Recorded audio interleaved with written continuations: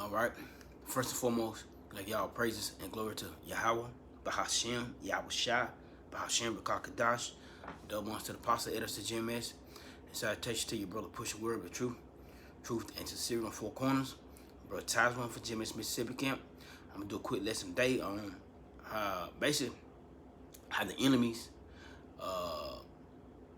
hate us or want us to be basically, yeah, basically our enemies, and meaning all of our nations. Cause you go to Psalms 83, it names all the nations that hate us, and based on going on the count, some different counts, and you see what the nations been trying to do for years, and they're still trying to do it. All right, I'm gonna start with Luke 1,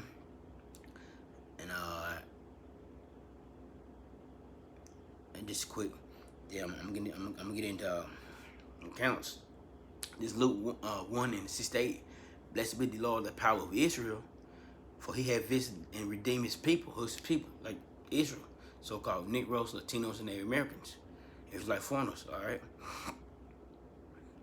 and had raised up a horn of salvation for us in the house of his servant David, and so like the horn of salvation is Yahweh Shai, all right, as he spake by the words of his prophets, which have been since the world began. All right, verse 71, that we should be saved from our enemies and from the hands of all that hate us. All right, so Yahweh Shai gonna come back and redeem us and save us from our enemies. Like I said at the beginning, our enemies are is the other nations. I started Psalm 83. That's who the Lord come back and save us from, man. And man, the chief one, the head of them is the Edomites, man. All right? And they've been trying to get rid of us for years, man.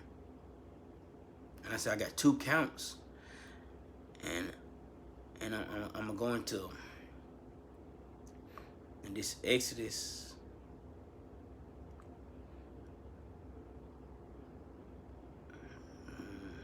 Exodus 2. Oh, Exodus 1. I did Exodus 1, and I'm gonna start. I'm gonna start at 10. No, Exodus 1. Man.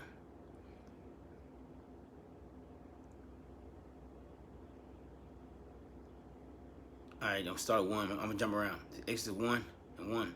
Now these are the names of the children of Israel which came into Egypt. Every man in his household came with Jacob. It's Reuben, Simeon, Levi, Judah, Issachar, Zebulun, Benjamin, Dan, Naphtali, Gad, Asher. And all the souls that came out of the loins of Jacob were 70 souls, for Joseph was in Egypt. All right. And Joseph died, and all the brethren, and all that generation, and the children of Israel were fruitful and increased abundantly, and multiplied, and waxed exceedingly mighty, and the land was filled with them. All right, so we will be populated. All right. Now there rose up a new king over Egypt, which knew not Joseph. All right, and he said unto his people, see, when he said unto his people, behold, the people of the children of Israel, that's how you know it's a difference between Israel and the other nation. All right, we are not the same people. All right, all right. They said and he said to his people, behold, the people of the children of Israel are more or mightier than we. Come on, verse 10. Come on, let us deal wisely with them, at least they multiply, and it come to pass that when they're falling out in the war, they join also our enemies and fight against us, and so to get the slide, and so get them up out of the land. All right. Verse 11. Therefore, they did set over them taskmaster to afflict them with the burdens, and they built for Pharaoh treasure cities, Pithom and Rameses. Verse 12. But the more they afflicted them, the more they multiplied and grew, and they were grieved because of the children of Israel. Like the Egyptians were mad because our people, the more they whooped us, inflicted on us, hey, you know, we multiplied, man. We grew, all right? And the Egyptian made the children, and the Egyptian made the children of Israel to serve them with rigor, all right? Slavery. That is in slavery, man. And they made their lives bitter with hard bondage, see, and mortar and bricks, and all the manners of service in the field. All their service wherein they made them to serve was with rigor. Verse 15. And the king of Egypt spake to the Hebrew's wife, and of which the name of the one was Shibhar, and the name of the other Punha. Verse 16. And he said, when you do the office of midwife to the Hebrew woman, and see them up the stools, if it be a son. See, this is what it is. This is how you destroy the nation. You kill off the sons, or you kill off the men. Because if you kill off the son and the man, hey, the line stop. All right? This happened back then. All right, when you got another count, they go do the same thing. Then you should kill him. But if it be a daughter, then she should live. See, think about it. All the for to be a Israelite, your father had to be one of the sons. Abraham, not Abraham, Benjamin, Judah, Dan, Dallas, not Dan, Dan is either Naphtali, Gad, Asher, Issachar, Zebulun, Benjamin, Reuben, Simeon. If your son had a son, and your son and the father is one of them, came out. It's like if you have a son, and you wanted the head like Reuben, and say Reuben have a son, all right. He gonna be rich. He gonna be an Israelite, and he have a son. He gonna be Israelite. All right. It goes out the father. So like it for that, y'all. I couldn't get the words out. All right. But the midwife feared the Most High, and did not, as the king of Egypt commanded them, but saved the men children alive. And the king of Egypt called for the midwife and said to them, why have you done this thing, and have saved the men children alive? And the midwife said unto the Pharaoh, because the Hebrew women are not as Egyptian women, for they are lively, and they are delivered ere the midwife come into them. Verse 20. Therefore the Most High dealt well with the midwives, and the people multiplied and waxed very mightily. Verse 21.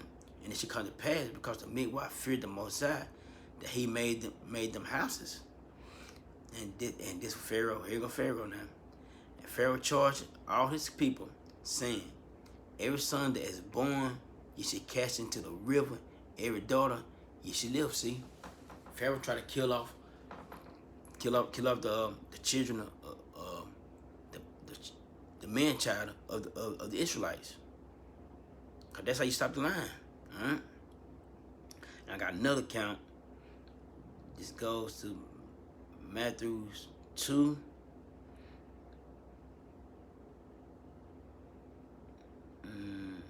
Let me start at Matthew 2.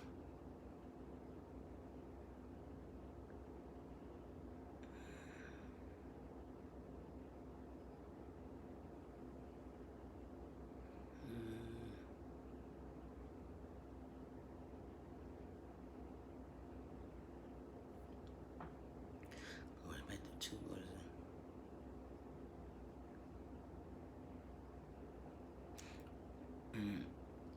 I'm trying to start.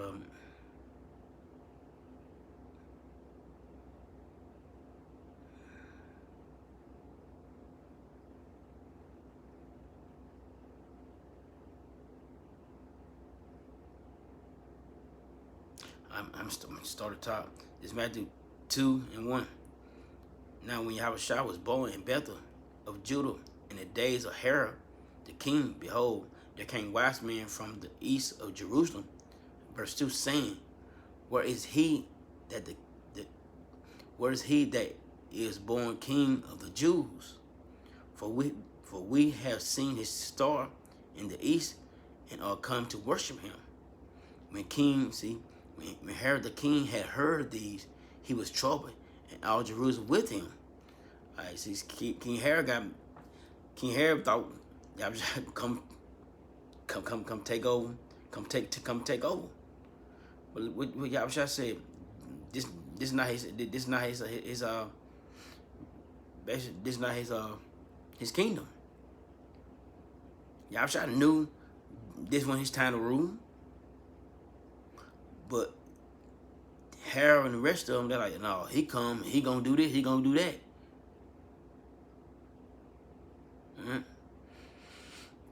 And verse 4, when he had gathered all the chiefs and priests and scribes of the people together, he demanded of them where the Yahshua shall be born.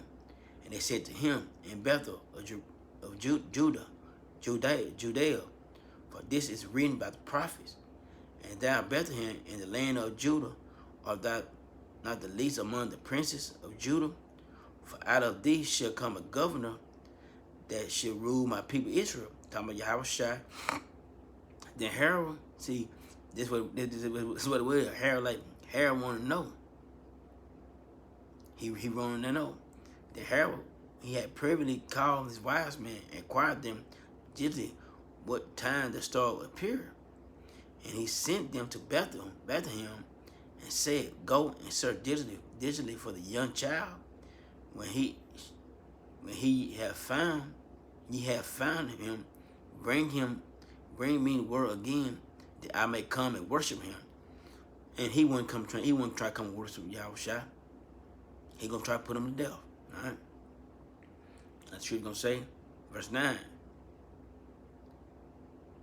Is to come worship him also. When they had heard the king, they departed, and lo, the star which they saw in the east went before them until it came and stood over where the young child was. When they saw the star, they rejoiced with exceeding great joy.